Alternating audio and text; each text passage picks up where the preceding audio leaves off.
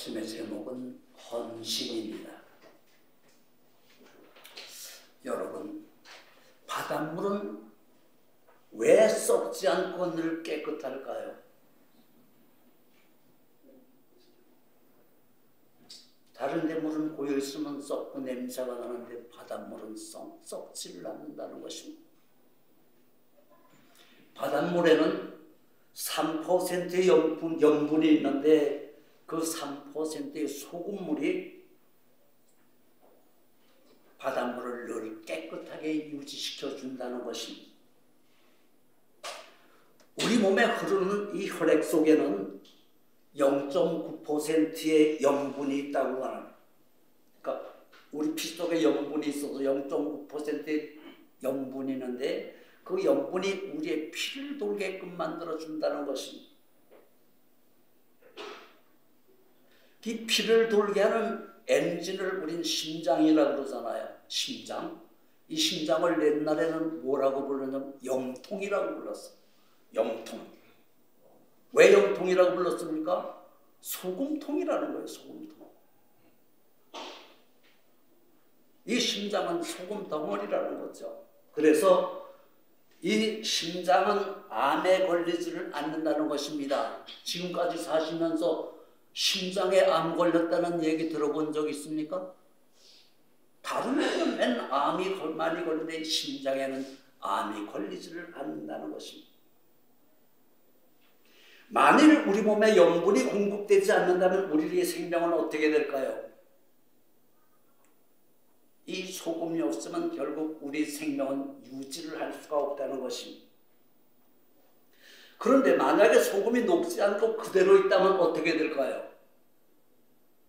우리 속담에 부뚜막 위에 소금도 집어넣어야 짜다고 그랬어요. 소금이 제 역할을 하지 않는다면 우리는 맛있는 반찬을 먹을 수도 없을 뿐만 아니라 우리 몸의 생명을 건강하게 유지할 수가 없다는 것입니다. 소금이 그만큼 중요하다는 것이죠. 소금은 자신의 몸을 흔적도 없이 녹여 주변을 중화시켜서 상하거나 썩지 않게끔 유지를 해준다는 것. 소금은 녹아야 돼요. 녹지 않고 그대로 있으면 그의 역할을 할 수가 없다는 것입니다. 촛불도 그 초가 자기 몸을 불태우고 녹여야만이 불을 켜줄 수가 있죠. 전기도 기름이나 석탄을 불에 태워야만이 전기가 생산돼서 주변을 밝게 비추는 전등불이 될 수가 있는 것입니다. 이처럼 소금이 자신을 태우거나 녹여서 주변을 밝히고 맛을 내는 것처럼, 그러니까 소금과 빛은 항상 자기의 몸을 불태우거나 녹여서 주변을 맛있게 만들거나 썩지 않게끔 만들거나 빛이 되어 모든 사람들을 환하게 비춰주는 역할을 한다는 것입니다.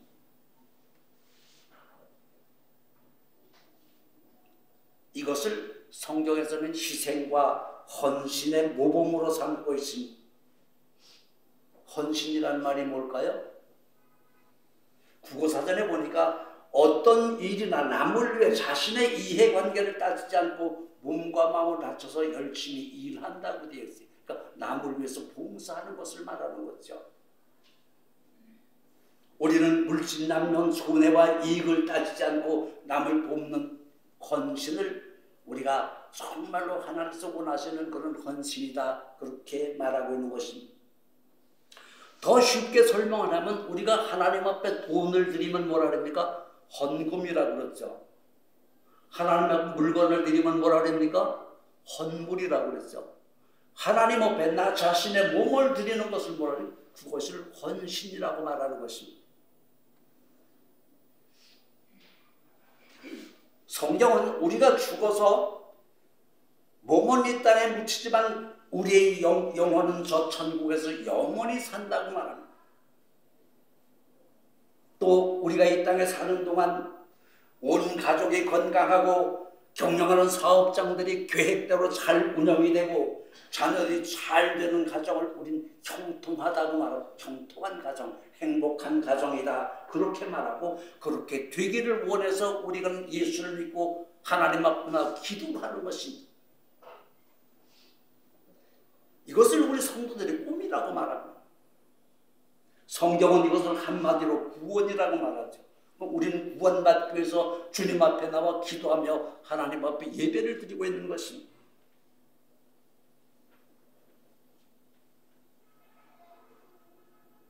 예수님이 이 땅에 오신 것은 온 인류의 죄악과 고통을 죽음에서 구하기 위해서 오셨어요. 우리의 근심과 걱정, 두려움이나 위험한 상황, 이 모든 조건들이 하나님의 도움으로 말미암아 평안과 기쁨으로 이렇게 변하는 회복을, 그런 것을 잘하기 위해서 예수님이 이 땅에 오셔가지고 십자가에 못 박혀 죽으셨다는 것입니다. 그래서 예수님께서 십자가에 못 박혀 죽은 자체를 우리는 온 인류의 구원을 위해서 헌신했다고 말합니다. 제물이 되셨어요. 그럼 이 구원이라는 우리의 꿈을 쉽게 이루는 방법은 뭘까요? 그 정답이 지금 16절에 있죠. 이와 같이 그들로 너희 착한 행실을 보고 하늘에 계신 너희 아버지께 영광을 돌려야 된다는 것입니다. 이 말은 우리가 원하는 목적, 구원을 이루려는 예수 믿지 않는 세상 사람들, 불신자들이 예수 믿는 우리 성도들을 보면서 그들의 언어와 행실을 보고, 아, 그 사람은 정말로 예수 믿는 사람이 다르네. 어떻게 다릅니까? 정직합니다. 착합니다. 용서와 사랑을 실천으로 옮기는 선한 사마리아처럼 그렇게 살고 있는 모습을 볼 때 많은 사람들이 이 사람은 진짜 하나님을 믿는 사람이다 인정을 하잖아요.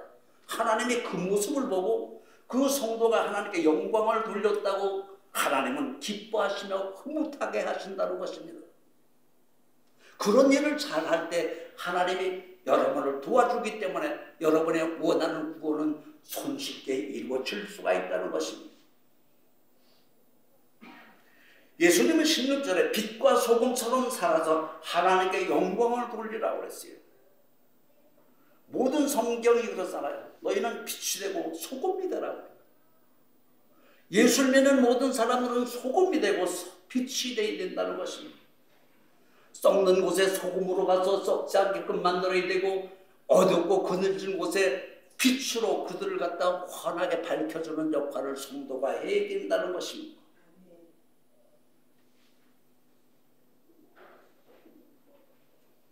우리의 성도의 삶은요, 세상에 어둡고 그늘진 곳에 빛으로 살아야 되고 썩는 곳에 소금으로 살아야 되는 것을 우리는 헌신의 삶이다 그렇게 말합니다. 그렇다면 우리는 어떻게 해야 우리가 원하는 것들을 이루는 헌신을 할 수가 있을까요? 헌신을 어떻게 해야 헌신이 됩니까? 예수님께서는 헌신을 빛과 소금을 예로 들어서 우리가 알아듣게 설명을 지금 하셨는데, 빛과 소금의 공통점은 뭡니까? 자신의 몸을 죽여야 된다는 것입니다. 소금은 녹여야 되고, 빛이 나는 촛불은 자기 몸을 태워야 되고, 전기를 일으키려면 기름과 석탄을 떼야 되는 거죠. 그들이 흔적 없이 사라졌을 때 빛이 될 수가 있고 소금의 역할을 제대로 할 수가 있다는 것입니다. 이것을 빛과 소금을 헌신의 잣대, 기준으로 삼아서 이것을 표준으로 삼으라는 거죠. 그러면 하나님께서 왜 우리에게 소금과 빛처럼 이런 헌신의 삶을 살라고 요구하실까요? 예수님께서 성도들을 망하라고 빛과 소금처럼 내 몸을 녹여 희생하라고 헌신하라고 지금 말씀하고 계시는 겁니까? 예수 믿는 모든 사람들을 너 망하라고 지금, 너 소금처럼 살아, 너 빛처럼 살아 이렇게 말씀하십니까? 하나님 마음은 언제나 성도들이 잘 되는 것을 원하고 계십니다.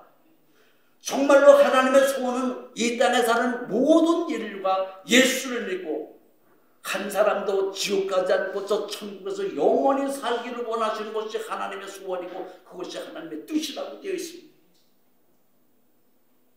그러면 이런 소원을 가진 하나님께서 우리 망하라고 너 소금돼, 너 빛이 되라 이렇게 말씀하셨습니까? 우리 잘 되라고 정말로 내가 성공하려면 너는 빛으로 살아야 되고 너는 소금처럼 살아야 된다고 그렇게 말씀하시는 거예요. 헌신은 몸을 바쳐 있는 힘을 다한다고 그랬습니다. 이런 헌신은 나 자신이 예수를 그리스도로 믿는 믿음을 믿는 일에 방해가 되는 것은 어떤 손해를 본다 할지라도 과감하게 이것을 갖다 거절할 수 있는 사람이 이런 헌신을 할 수가 있다는 것입니다. 내가 예수 믿는 일에 방해가 되는 거는요, 큰 손해가 되고 감당하는 겁니다. 과감하게 포기하는 거예요. 이런 결정적인 일을 제대로 이런 적극적인 행동을 하는 사람은 우리가 헌신할 수 있는 사람이 되는 것입니다. 오늘 하노이 생명나무교회 성도들에게 하나님께서 요구하시는 일이 바로 이런 헌신인 것입니다. 왜냐하면 빛과 소금처럼 나를 희생하고 내가 헌신할 때 네 가지 유익이 있기 때문인 것입니다. 첫째, 하나님께서 헌신하는 성도의 믿음을 100% 믿어준다는 것입니다. 정말로 예수 믿는 믿음으로 그 열정적인 그 뜨거운 열정으로 자기가 손해가 되든 몸을 녹이든 정말로 자기의 모든 몸을 태우든 간에 주변을 밝게 하고 주변을 잘되게 하고 모든 것을 위해서 그렇게 일할 때 하나님은 그 모습을 보면서 아, 너는 정말로 나를 믿는구나. 내가 너를 100% 믿어준다는 것입니다. 그 예가 뭡니까? 아브라함 보고 너 100세에 난 아들 모리아산에 번제로 드려라. 그랬을 때 아브라함이 한마디도 말하지 않고 그들을 갖다 모리아산에 번제로 드렸잖아요. 그 모습을 본 하나님이 아브라함아, 내 독자 이삭을 아끼지 않고 나에게 바치는 걸 보니까 내가 정말로 나를 믿는구나. 네가 나를 경외하는 줄 내가 알겠다. 그 이후 아브라함은 시험을 받지 않았습니다. 두 번째 이익은 주의 모든 사람들이 헌신한 성도를 감동한다는 것이요. 정말로 헌신하는 성도를 감동을 하잖아요. 그러면 그 사람을 전적으로 신용해 주는 것이죠. 그럼 하나님이 인정해주고 모든 사람이 정말 신용하는 사람이 되는 거예요. 세상에 신용불난자가 살아가기 얼마나 힘듭니까? 하나님이 인정하고 주변의 모든 사람이 그 사람은 진짜 사람이 된 사람이라고 인정했을 때 그 사람 말 한마디가 어떻게 영향이 있잖아요. 하는 일이 어떻게 잘 되게끔 되어 있다는 것입니다. 세 번째 이익은요, 누구든지 헌신으로 최선을 다하는 사람은요 반드시 성공할 수밖에 없다는 것입니다. 왜냐하면 하나님이 도와주고 주변 사람들이 도와주는데 왜 성공을 못하겠습니까? 네 번째 이익은 헌신하는 사람은 어디를 가든지 존경받는 사람이 될 수가 있다는 거예요. 그런 사람을 보면 가는 곳마다 사람들이 고개를 숙이고 정말 존경해주는 사람이 될 수가 있다는 거예요. 하나님은 너의 것들을 나에게 주지 말고 너 자신을 나에게 주라고 그러시죠. 내가 가진 소유를 하나님께 드리긴 굉장히 쉽습니다. 세상에 예수 믿으면서 제일 하기 쉬운 게 뭡니까? 헌금이잖아요. 헌금. 있는 돈 하나님께 좀 드리면 될까? 그런데 헌신은 너무너무 어렵잖아요. 하나님은 내 소유를 주지 말고 내 마음, 너 자신을 나에게 달라는 거예요. 예수님은 헌신 밭에 뿌려진 하늘의 미랄이라고 설명을 하십니다. 요한복음 12장 24절은 내가 진실로 이루니 하늘의 밀이 땅에 떨어져 죽지 아니하면 하늘 그대로 있지만 죽으면 많은 열매를 거둔다고 그랬습니다. 이 말을 더 쉽게 설명을 한다면요, 우리가 정말로 이익을 남기기 위해서 수고하잖아요. 열심히 일을 합니다.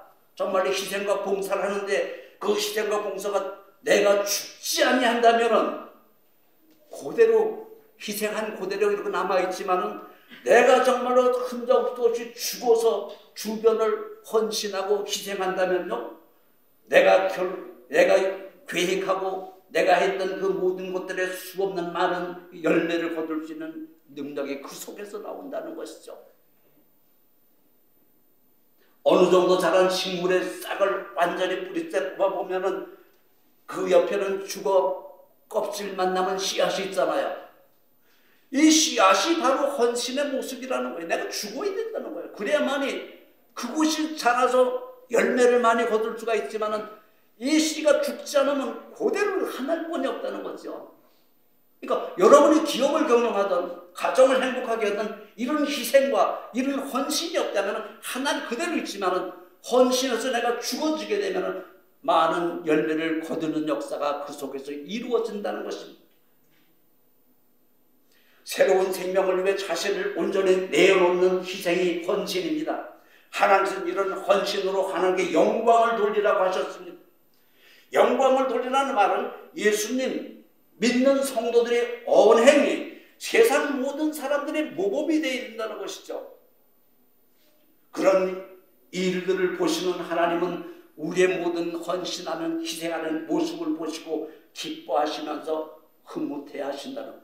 내가 너를 인정한다는 거죠. 내가 정말로 너희가 정말로 나를 믿는 것 때문에 세상에 고통당하는 모습을 보고 내가 너를 도와줘야겠다. 하나님 그런 마음을 갖고 계신다는 것이죠.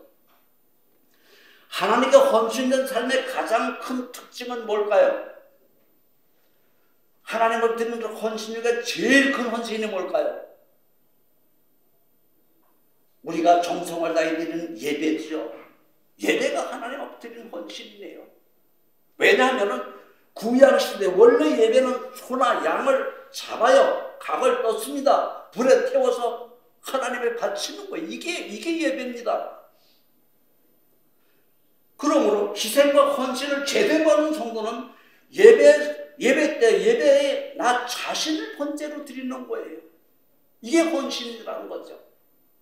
그래서 예배는 주일날 찬송하고 기도하고 헌금 말씀 듣는 것만 예배라고 하지 않고 집에 돌아가서 사업장에서 내가 하는 언어와 행동이 예배드리는 심정으로 그렇게 거룩하고 성실하게 드렸을 때 사람들이 보면은 아, 그 사람은 진짜 예수 믿는 사람이야 이렇게 인정을 해주잖아요.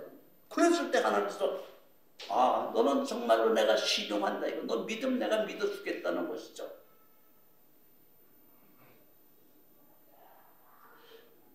바나나를 우리나라 김동용 시인은 파초라고 그래요. 파초. 한국에서는 바나나를 화분에다 심어가지고 겨울에는 끌어들이고 봄 되면 내다 심고 그러잖아요. 그 바나나가 베트남에 온 천지가 바나나 같이잖아요.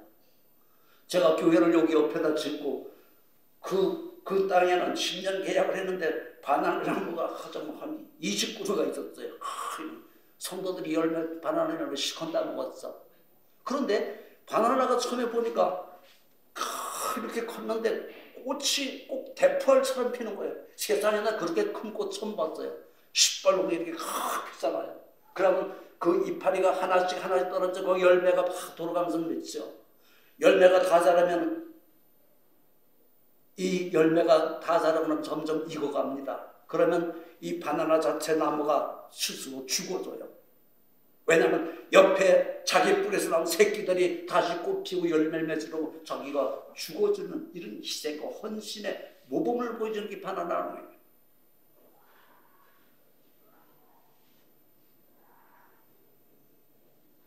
예배는 예수님 이름으로 모이는 매일의 삶, 전 영역에서 남을 위해서 나 자신을 죽이는 헌신 그런 예배드리는 심정으로 사는 것이 정말로 헌신된 성도의 모습이라는 것입니다. 어느 마을에 양치는 목동이 있었습니다. 근데 양을 아침에 몰아놓고 저녁 때 그 양을 집으로 데려오게 되면은 양 등어리에 항상 이런데 그렇게 해서 피가 나고 있는 모습을 볼 수가 있었어요. 그래서 이게 왜 그런가 하고 목동에 뛰어봤더니 내려오는 그 좁은 길에 가시나무들이 쭉 있는데 거기에 걸쳐서 양이 피가 나고 이 상처가 있는 것을 볼 수가 있었습니다. 그래서 나선이 들고 가서 그 가시나무를 잡겠다고 올라가는 산을 올라가는데 이 목동은 그 현장에 가서 낫으로 그 가시나무를 자르지를 못했습니다. 왜냐하면 그 가시에 붙은 양털을 작은 새들이 물고 가서 자기의 새끼를 치고 보금자리를 짓고 있는 모습을 볼 수가 있었어요.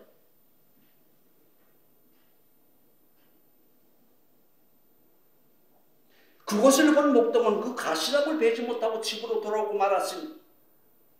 여러분, 우리 각자가 누리는 행복도 알고 보면 누군가의 희생과 헌신으로 생겨진 일이라는 것입니다. 우리가 먹는 음식, 우리가 입는 옷, 따뜻한 집, 안정된 환경, 무엇 하나 다른 사람의 희생과 헌신 없이 이루어진 것은 하나도 없다는 것이죠. 모든 것들이 다른 사람들이 정말로 희생하고 헌신했던 그 터 위에 우리가 그것을 누리고 산다는 것입니다. 무엇보다 가장 행복한 우리가 하나님의 자녀가 된 행복은 어떻습니까? 예수님이 우리를 위해서 십자가에 못 박혀 죽으시고 우리의 죄를 믿는 모든 사람들의 죄를 사해주는 이런 희생과 헌신의 덕으로 우리는 예수 믿고 구원받고 행복한 삶을 살아가게끔 되어 있는 것입니다. 내가 오늘 교회 다니는 것도 정말로 뒤를 돌아 생각해보면 누군가 나를 위해서 기도하고 나를 전부했기 때문에 오늘 내가 교회에 나와서 예수 믿고 구원받아 행복한 인생을 살고 있다는 것을 생각해 볼 필요가 있는 것입니다. 여러분이 지금 교회에 믿음이 좋다고 나온 이유는요, 여러분의 아버지 어머니서부터 모든 분들이 여러분을 위해서 기도하고 전도했기 때문에 오늘 예수 믿는 사람이 될 수가 있었습니다. 요한복음 12장 26절은 사람이 나를 섬기려면 나를 따르라. 나 있는 곳에 나를 섬기는 자도 거기 있으리니 사람이 나를 섬기면 내 아버지께서 그를 귀하게 여기신다고 그랬어요. 정말로 우리는 예수님을 믿고 예수님 제자가 된다면 예수님이 지신 십자가를, 내 몫의 십자가를 지고 그분을 따라 지금 골고다 산정을 올라가야 되는 것입니다. 그분처럼 십자가에 못 박혀 희생과 헌신을 하라는 것이에요. 그랬을 때 예수님은 너는 진짜 나의 제자다 이렇게 인정을 하신다는 것입니다. 왜 그렇습니까? 그 헌신의 결과가 우리가 죽어서 천국 갔을 때 멸류관을 받을 수 있는 재료가 되기 때문인 것입니다. 하나님 반드시 상급을 주신다는 거예요. 영원히 사는 세계에서 지금 잠시 살다 죽는 이 7, 80년 사는 세계에서도 높아지고 정말로 이러면 화려한 인생을 사는데 정말로 밑에서 아니면은 지하에서 고통당하면서 이런 별볼로 없는 일을 하는 사람 얼마나 수고가 많습니다. 그런데 천국 가도 분명히 잘한 사람은 후한 대접을 받고 결국 잘못 믿은 사람은 천국 간다 할지라도 가변되기 위해서 결국 대접을 받지 못하는 경우도 있다는 것입니다. 그러니까 천국 가서 화려한 대접받고 황금 멸류관을 받는 것은 이 땅에서 희생과 헌신을 얼마쯤 했나에 따라서 그 결과로 주어지는 것이 멸류관이라는 것입니다.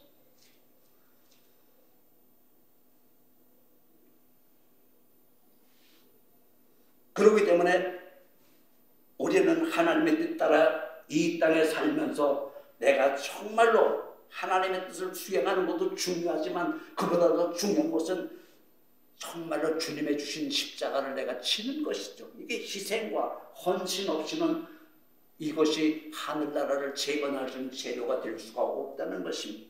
그래서 예수님께서는 그리스도인들은 세상의 빛이며 소금이라고 하시면서 자기 자신을 부인하고 자기 십자가를 지고 자기의 삶을 정말 뒤따라오는 그런 성도가 되기를 요구하고 계시는 것입니다. 앞으로 아무리 어렵고 힘든 일이 닥친 자에도 끝까지 예수님께서 몸을 보여주신 희생과 헌신의 길을 따라간다면 그 길 끝에는 우리가 바라고 원하던 하나님 나라가 거기에 분명히 당도할 수가 있다는 것입니다. 제가 한국에서 목회할 때 어떤 집사님이 하고 그래요. 목사님 나 칼국수 집을 하려고 그러는데요. 평소에 내가 그분의 음식 실력을 뻔히 알고 있는데 참 식당을 한다니까 참 내 마음이 거시기하잖아요. 하지 말라는 수도 없고 사는 형편이 너무 어려워서 안 할 수도 없고 혼자 고민을 많이 했습니다.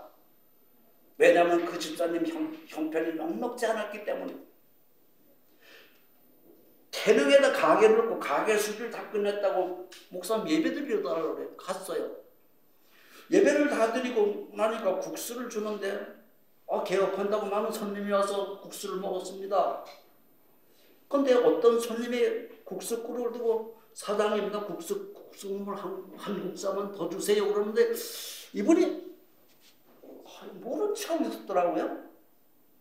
그걸 보는 순간 국수 국물이 아무리 귀하고 정말 아깝다 할지라도 손님이 달라면 줘야 되는데 이건 안 주는 모습을 보며 돌아오면서 딸에게 전화했죠. 야, 너네 엄마가 국수 가게를 차렸는데 2달도 안 되고 너 문 닫을 테니까 손해 안 보려면 빨리 가서 정리해. 그 가게가 정말 2달도 안 돼서 문 닫고 말았어요.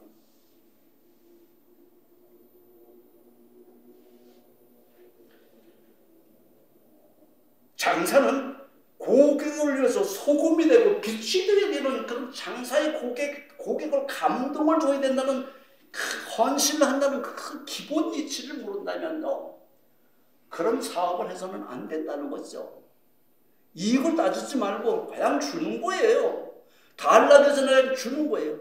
우리 남고사님이 지금 빈북에서 참 식당을 크게 잘 하시는데 딱 보니까 빈북에 완전히 동네 누나예요. 동네 형수예요. 그러니까 이 집에 가면 갖다 미리 주니까 반납 할 필요도 없는 거예요. 이런 사람은요, 돈 안 벌려고 그래도 돈이 벌려지는 겁니다. 이게 원리, 장사의 원리예요.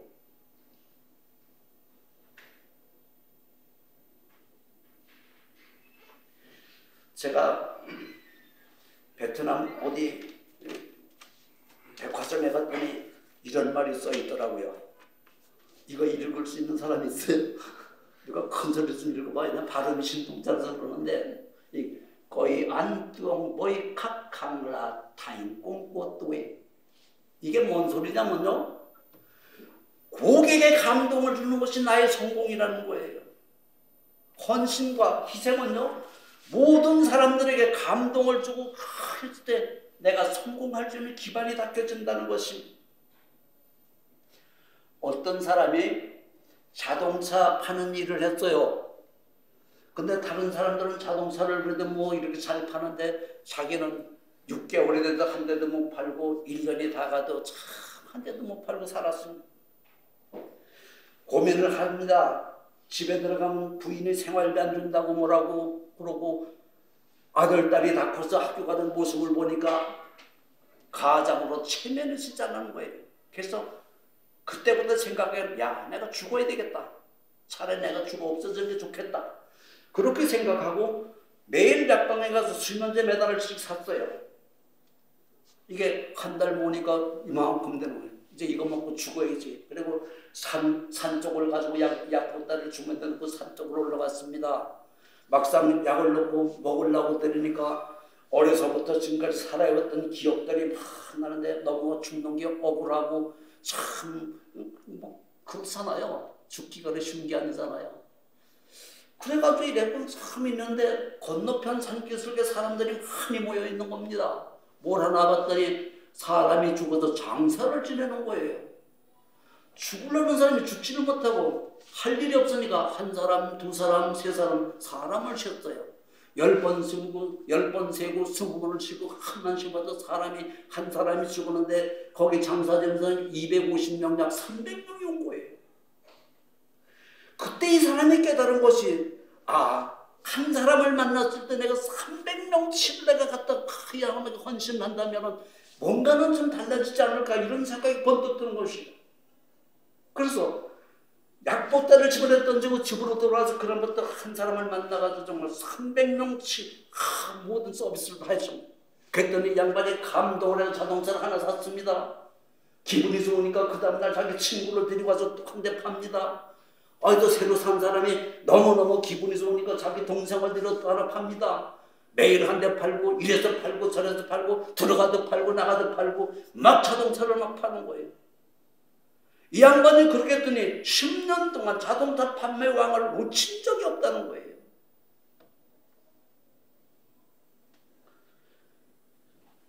정말로 내가 성공을 하려면 반드시 희생과 헌신으로 고객을 감동시킬 수 있는 그런 능력이 있어야 된다는 것이죠.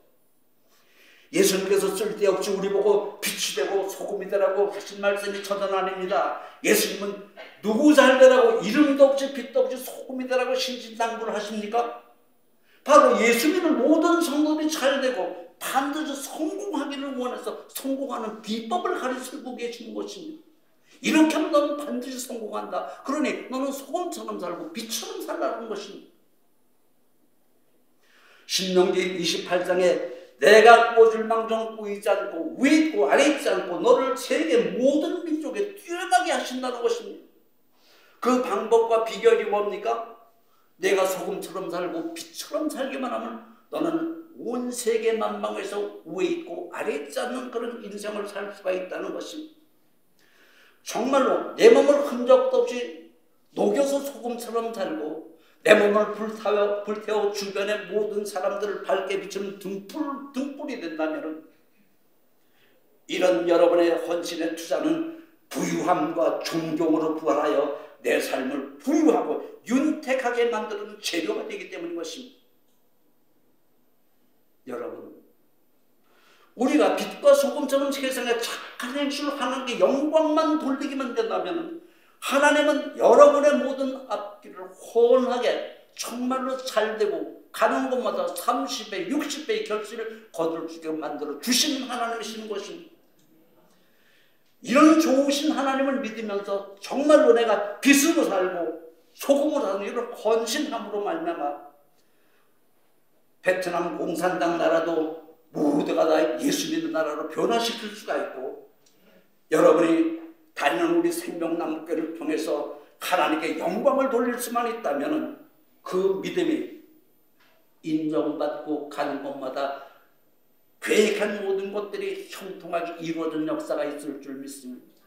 한 주간도 세상 나가 사실 때 소금과 빛으로 살아 하나님 앞에 인정받고 주변의 모든 사람들에게 칭송받는 생명나무의 성도 여러분 되시길 예수님의 이름으로 축원드립니다. 자비롭고 거룩하신 우리 아버지 하나님, 오늘 말씀 속에 참된 진리를 깨닫고 정말로 내가 소금이 되고 빛이 되는 올바른 성도의 삶을 살아가는 성도가 되게 해 주옵소서. 예수님 이름으로 기도드리옵나이다.